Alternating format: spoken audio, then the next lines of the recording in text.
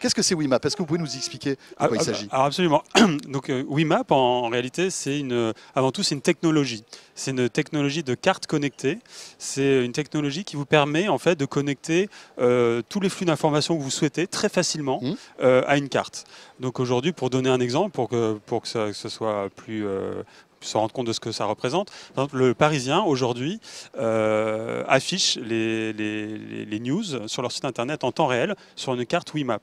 Oui, parce que c'est vrai qu'eux sont véritablement, c'est de l'info géolocalisée, c'est de l'info de quartier pratiquement. Absolument, exactement. Et on s'est rendu compte en fait que lorsque l'information a été consommée à travers une carte, notamment sur le site du Parisien, lorsqu'un utilisateur commençait à interagir avec la carte, il parcourait entre 5 et 6 lieux.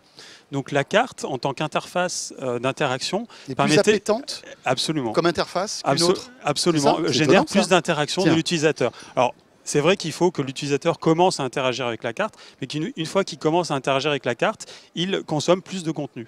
Et ça, c'est très intéressant. Donc pour des acteurs comme le Parisien, ça veut dire que leur contenu est exposé avec une fréquence plus importante. Et c'est évidemment également très intéressant pour les annonceurs, puisque plus il y a d'affichage, plus les publicités seront potentiellement vues. Et puis en plus, j'imagine que la publicité géolocalisée a plus de valeur. Absolument, exactement. Alors on ne l'a pas encore testé sur des solutions qu'on a déployées en France.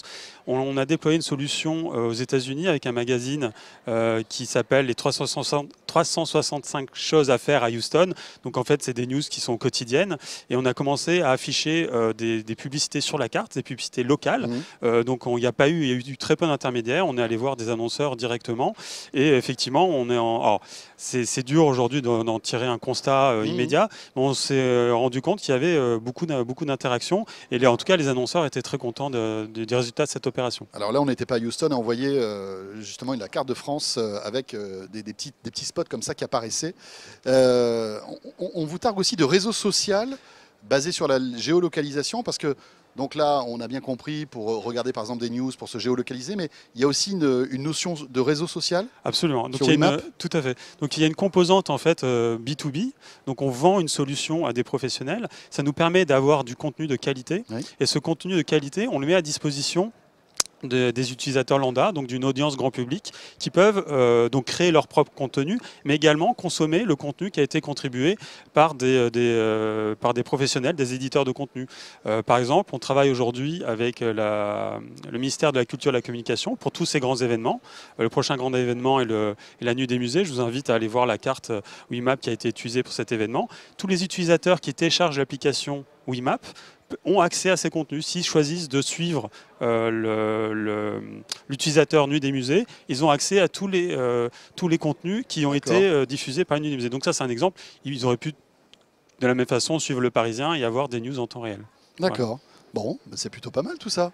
Et alors, c'est quoi le next step de Wimap? Alors, le next step, c'est donc aujourd'hui, on a développé un carnet de clients qui commence à être assez important.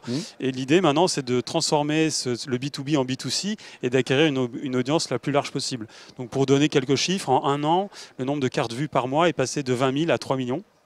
Voilà, on a un nombre d'utilisateurs qui est d'environ 2500, dont 500 professionnels, et on espère développer notre audience grand public. Voilà. Bon, très bien. Donc il faut télécharger Wimap. Alors absolument. Donc voilà, Wimap existe en version. Donnez tout là. Voilà, Wimap existe en version iPhone et existe aussi en version responsive pour Android. Donc tout le monde peut l'utiliser. D'accord. Responsive, ça veut dire qu'il faut passer par le navigateur. Il n'y a pas encore l'appli. Voilà, en Android, l'appli n'existe pas encore. En iOS, une appli native très élaborée.